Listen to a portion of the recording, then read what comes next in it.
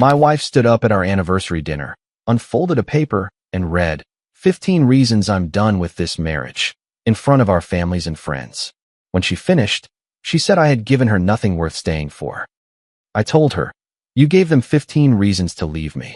I only need one reason you're about to beg me not to. I'm Chris, 41, and I had been married to Lauren long enough to know the difference between a rough patch and someone quietly planning an exit behind your back. I'm not saying I was a perfect husband. I was too quiet sometimes. I hated fighting. I could turn practical when Lauren wanted emotional reassurance, and I know that can feel cold when someone is asking to be held instead of handed a solution. But I also wasn't the man she stood up and described that night. I was the kind of husband who rinsed the coffee mugs before bed, replaced batteries in the remote without announcing it, filled the gas tank when I noticed it was low, and kept our private problems private because I believe protecting your spouse's dignity was part of loving them. That belief almost cost me mine. The year before that dinner, something shifted in Lauren. At first, I thought we were just tired of each other in the way couples sometimes get tired after years of routines. We talked less at dinner. She spent more time on her phone. I started noticing that when I asked a normal question, like, do you want chicken or pasta tonight? She would sigh like I had asked her to explain gravity. You always make me decide everything, she said once, standing in front of the open fridge. I looked at the 2 containers I was holding and said, I'm just asking what sounds good. That's the problem, Chris. You don't even see the emotional labor. I put the containers down. Okay, then tell me what would help. She gave me this tired smile, not sad exactly, more like she had already performed the conversation in her head and I had lost. If I have to tell you, it doesn't count. That became a pattern. I would ask what she needed.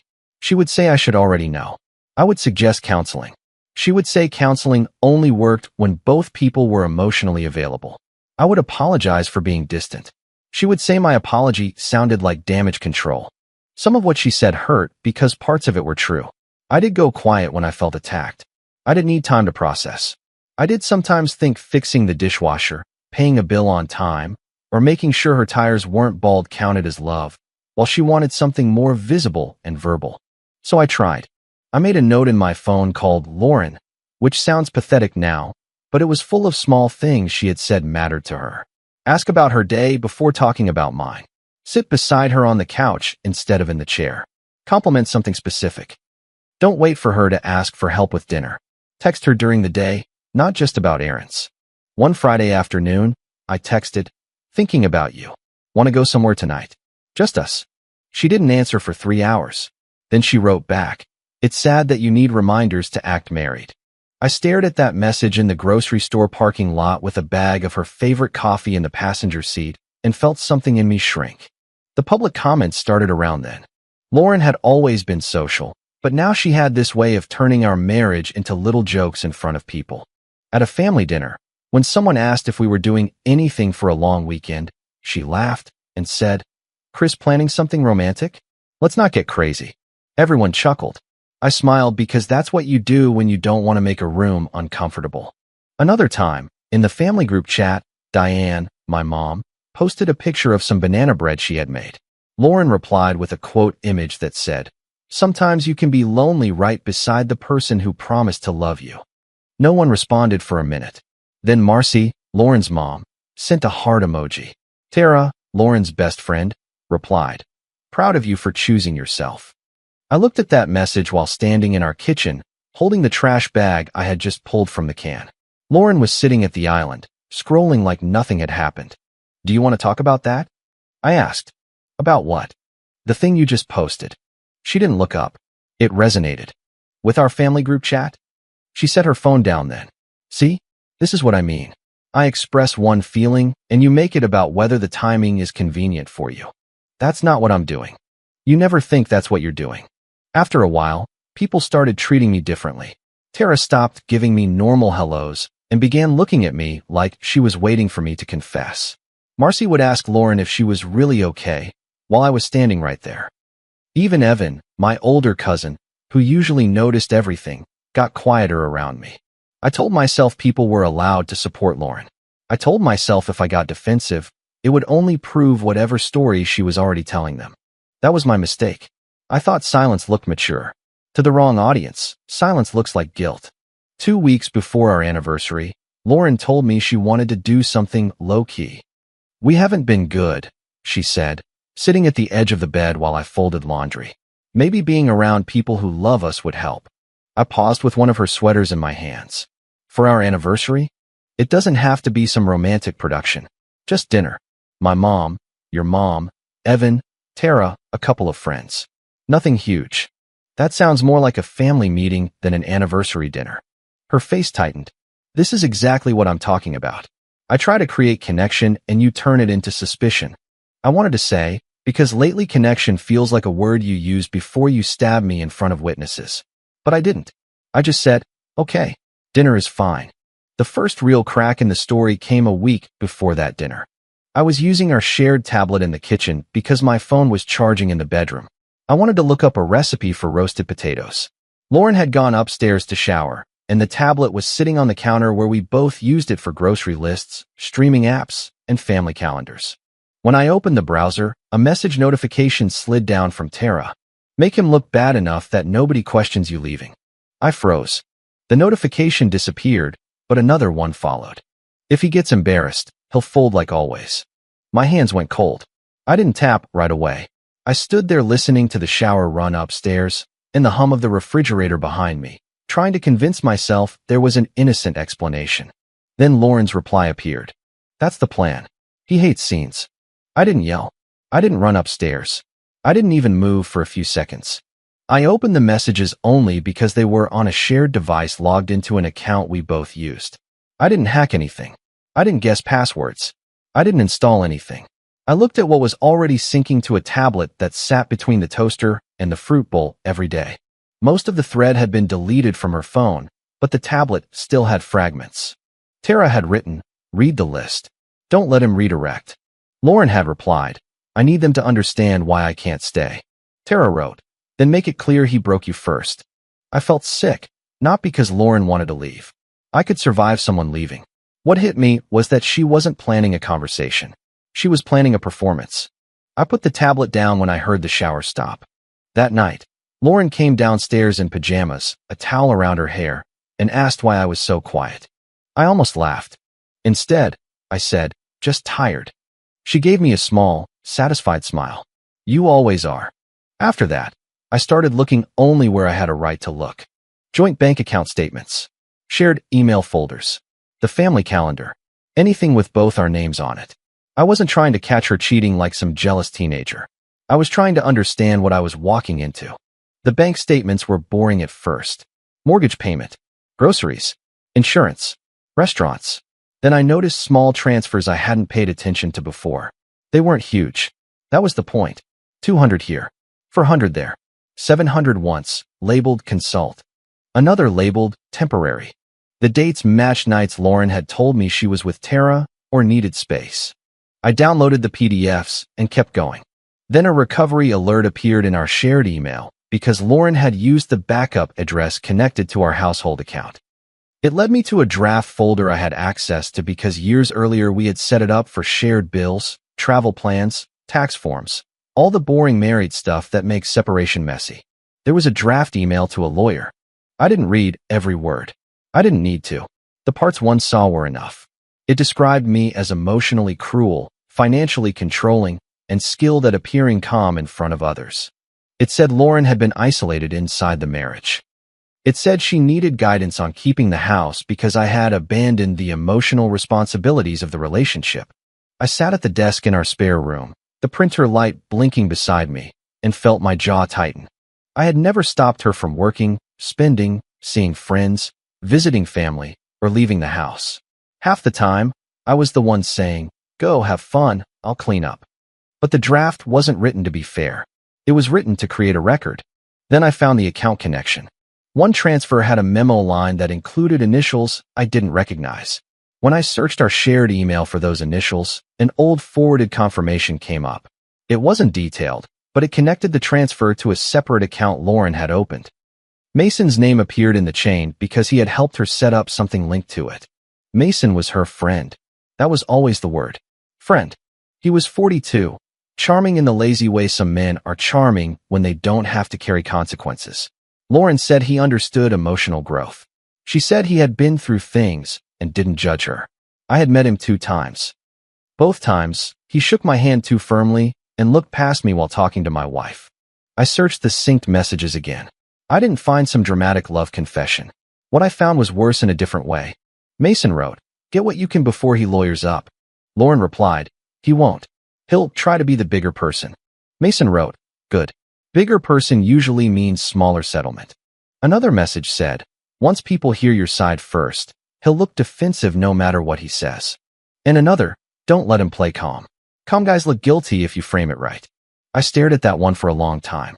Not because it was clever, because it explained the past year of my life in one sentence. Lauren wasn't just unhappy. She wasn't just venting to friends. She had been teaching people how to see me before I even knew I was being watched. I printed one statement.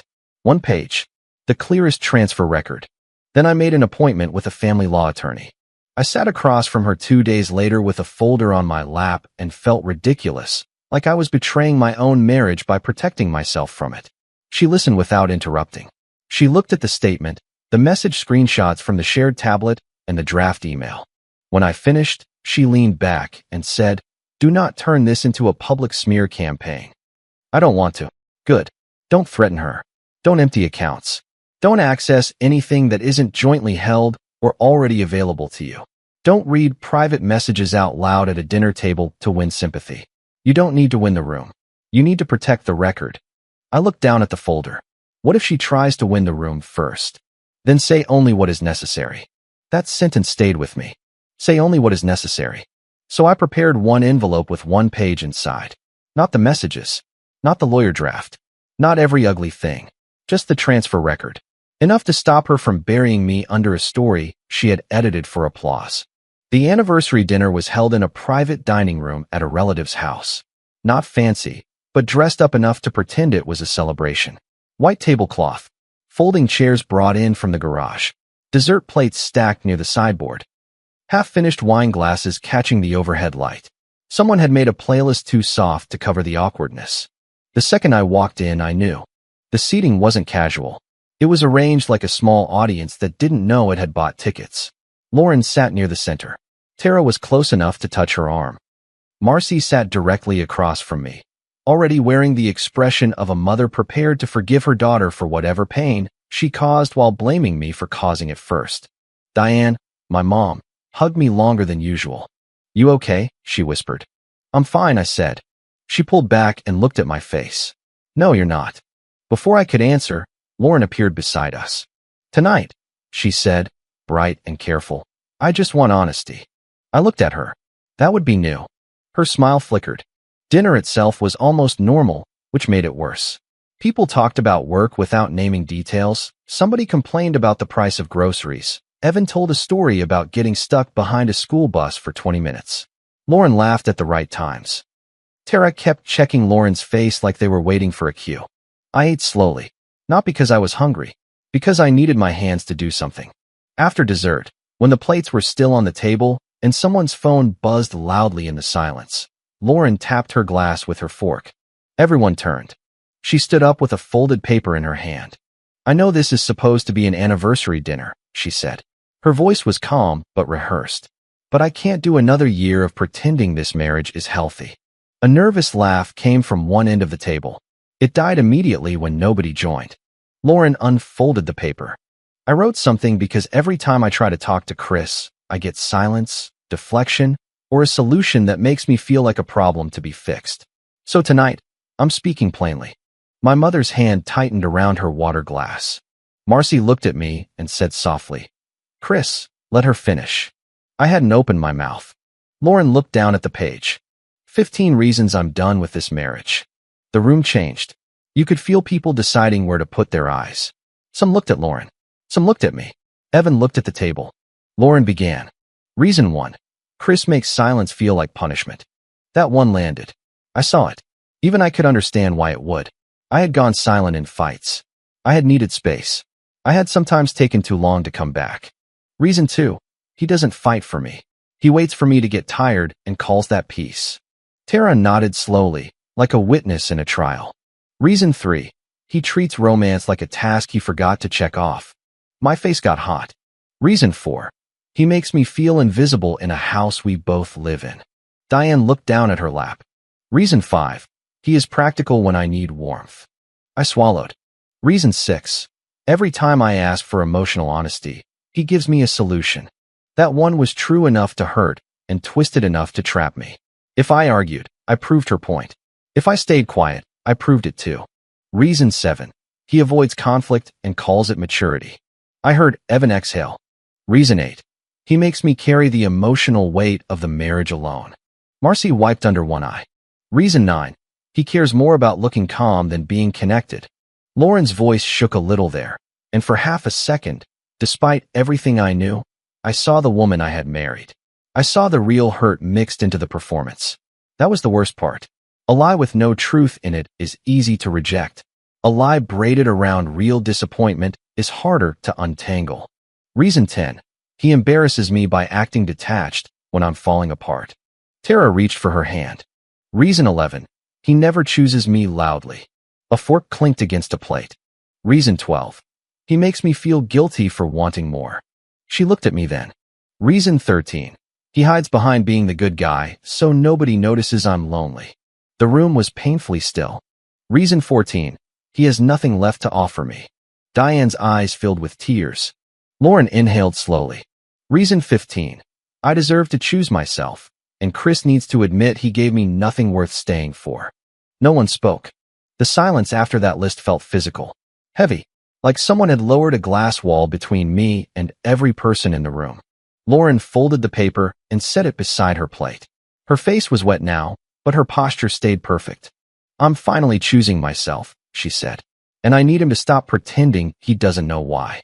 Tara turned toward me. Chris, maybe just listen tonight. I looked at her. I did. Lauren let out a bitter little laugh. That's all you have? I shook my head. No, I just wanted you to finish. Her expression shifted. Only slightly, but I caught it. I stood up. Nobody moved. I reached into the inside pocket of my jacket, took out the envelope, and placed it on the table in front of me. Not dramatically, not with a slap, just enough that the paper made a soft sound against the tablecloth. Lauren's eyes dropped to it.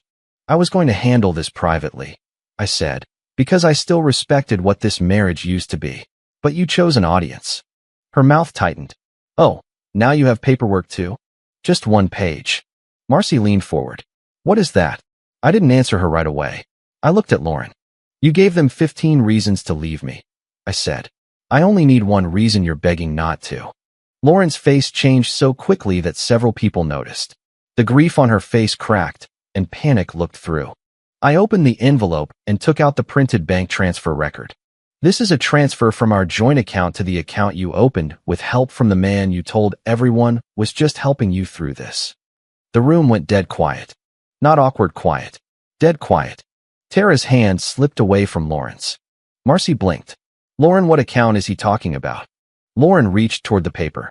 I moved it back, not sharply, just out of reach. This isn't for passing around, I said. I'm not turning dinner into discovery.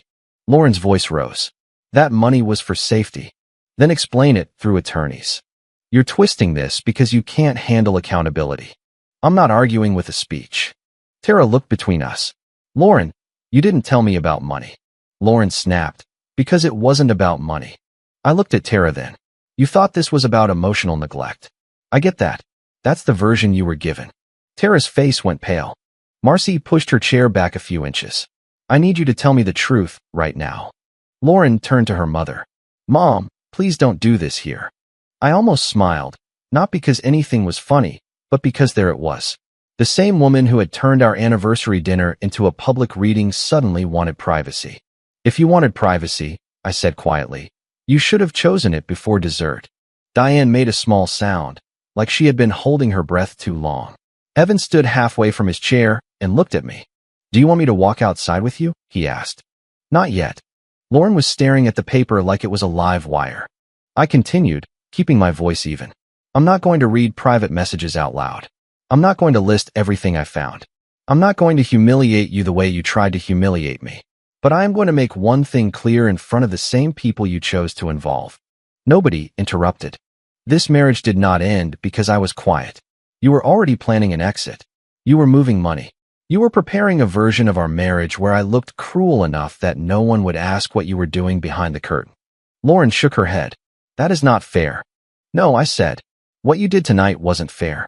This is just the part you didn't expect me to know. Marcy's face had lost all its certainty. Tara whispered, I didn't know. I believed her mostly. Tara had enjoyed being on the righteous side of the story.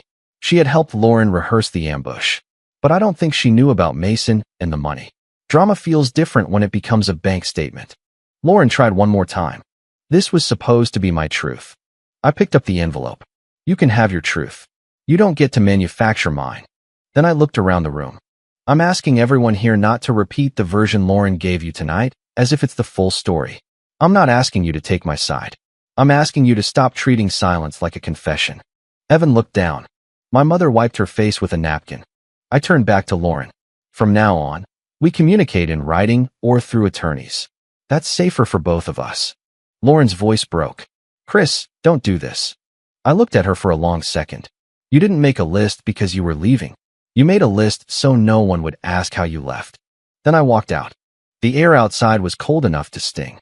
I stood near my car with the envelope in my hand and realized I was shaking. Not from regret. From holding myself together too tightly for too long. Evan came out a minute later. He didn't say anything at first. He just stood beside me. Finally, he said, I should have asked you what was going on instead of assuming silence meant guilt. I looked at him. Yeah, you should have. He nodded like he deserved that.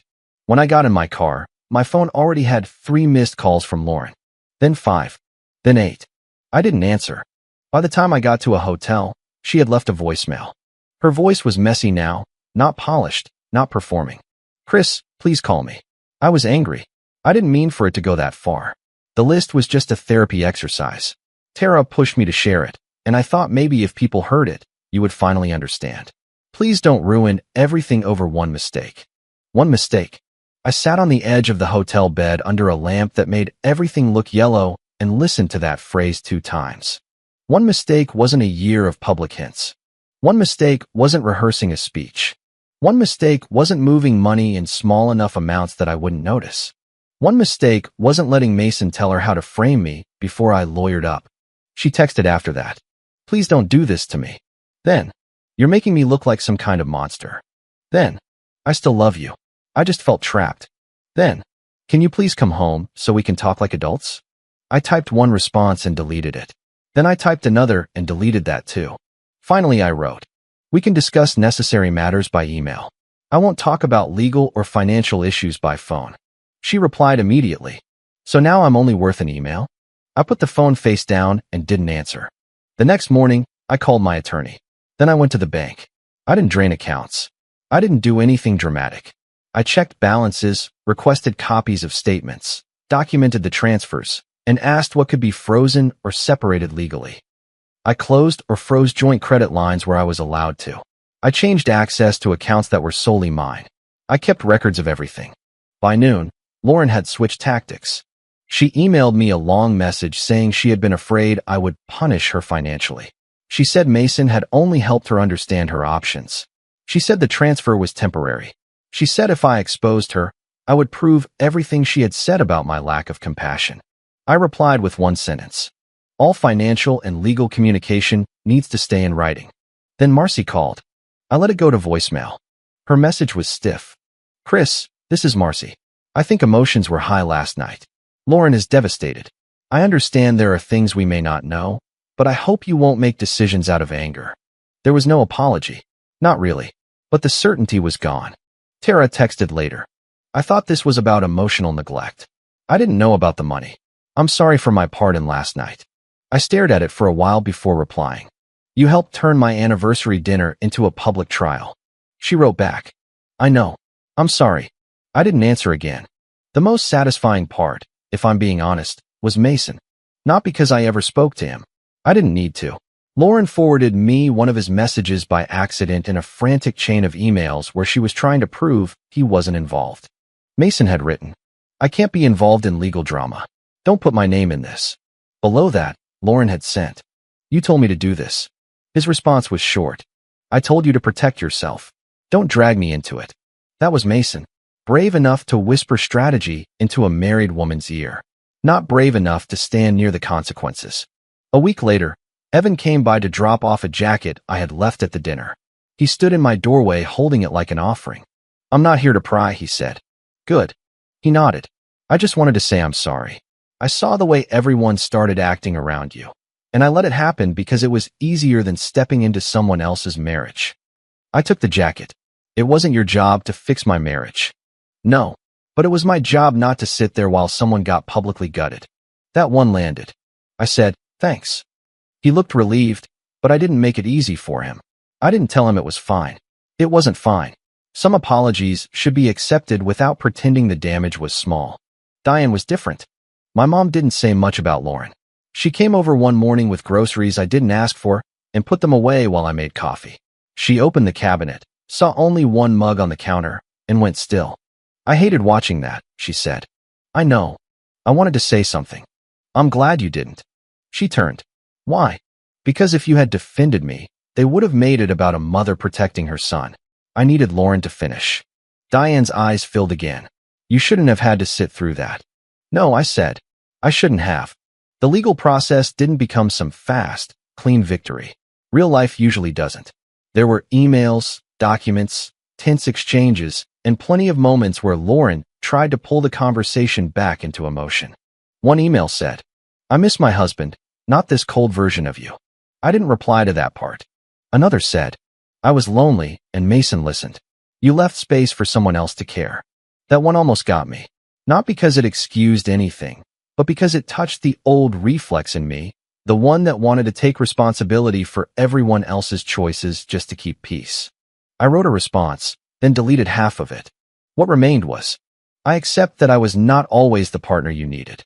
I do not accept responsibility for the planning, the transfers, or the public humiliation." My attorney approved it before I sent it. Lauren hated that. She wanted the old me, the one who would sit at the kitchen table until 1 a.m. trying to prove I wasn't cruel while she moved the target every 10 minutes. She wanted me exhausted enough to say, "Fine, take what you want, just stop making me the bad guy." But after that dinner, something in me had gone quiet in a different way. Not avoidant. Finished. People found out pieces of the story, because people always do. I didn't post about it. I didn't send screenshots around. I didn't correct every rumor. But when someone came to me directly and said, "Lauren told us you blindsided her financially," I answered directly, "No. I documented transfers from a joint account and involved attorneys." When someone said, "She said you humiliated her," I said, "She invited an audience before I brought one page." Most people didn't know what to do with that. They wanted a villain and a victim. They got paperwork and discomfort. Tara disappeared from my life completely after one final message. For what it's worth, I really thought I was helping her leave a marriage that was hurting her. I replied, "Next time, make sure helping someone doesn't require destroying someone else without hearing them." She didn't respond. Marcy eventually sent an email too. It was not warm. "Chris, I don't agree with everything that happened, but I understand now that Lauren made choices we were not aware of. I'm sorry for assuming you were the only problem." That was as close as she could get. I took it for what it was. Lauren tried harder once Mason backed away. She asked if we could pause the legal process and heal separately but together. She said the transfer looked worse than it was. She said Mason had manipulated her. She said Tara had encouraged the speech. She said her mother had pressured her to be strong. Every explanation had one thing in common. Lauren was always surrounded by people who somehow made her do exactly what she wanted until it went badly. One night, around midnight, she left another voicemail. "Chris, please. I know I hurt you. I know the dinner was wrong. But don't throw away all these years. We can fix this. We can go to counseling. I'll cut Mason off. I'll tell everyone I exaggerated. Just please don't make this final." I listened to it once. Then I deleted it. Not because I felt nothing. That would be easier to say, but it wouldn't be true. I grieved. I missed the version of her who used to fall asleep with her hand on my chest. I missed Sunday mornings when we made too much coffee and argued about what to watch. I missed the private language of a marriage before it became evidence. But missing someone is not the same as trusting them. And an apology offered after exposure is not the same as remorse. The last time Lauren and I spoke in person, it was in a neutral office with attorneys nearby. She looked smaller than she had at the dinner, tired in a way that didn't seem performed. When we stepped into the hallway, she said, "Did you ever love me?" I almost laughed because of how unfair the question was. Not funny unfair, cruel unfair. "I loved you enough to protect your dignity for years," I said. "You used that protection as cover." She looked down. "I didn't think you'd actually leave," she said. There it was. The closest thing to truth. "You didn't think I'd stop being quiet," I said. She didn't answer. The separation moved forward. Not perfectly, not painlessly, but forward. I kept the house quiet. I bought one set of dishes because the old ones felt like they belonged to arguments. I stopped drinking coffee from the mug Lauren had given me with some joke about being emotionally unavailable before she started using the phrase like a weapon. I changed the sheets. I threw away the anniversary cards I had saved in a drawer and then stood over the trash can longer than I expected. On one of the first peaceful mornings, I woke up before my alarm. The other side of the bed was empty. For a second, my body did what bodies do after years of habit. It expected her there. Then I remembered. The house was silent, but not in the way Lauren had described. It didn't feel like punishment. It felt like space. I made coffee. I rinsed the mug when I was done. I replaced the dying battery in the kitchen clock. Small things. Ordinary things. The kind of things I used to believe proved love when no one noticed. Maybe they still do, with the right person. But I know this now. Privacy should protect a relationship, not protect the person weaponizing it. Calm was never my weakness. Silence became my weakness when I let someone else use it to rewrite my life. I didn't win by ruining Lauren. I didn't need to. Mason disappeared when consequences arrived. Tara lost the righteous story she wanted to stand in. Marcy had to face that protecting her daughter's image had helped hurt someone else. And Lauren lost the one thing her whole plan depended on. My silence. I left with my records, my boundaries, and the part of myself I almost handed over just to keep from making a scene. And for the first time in a long time, I didn't feel guilty for choosing my own peace. If you like the stories, don't forget to leave a comment and support the channel by subscribing. See you in the upcoming stories.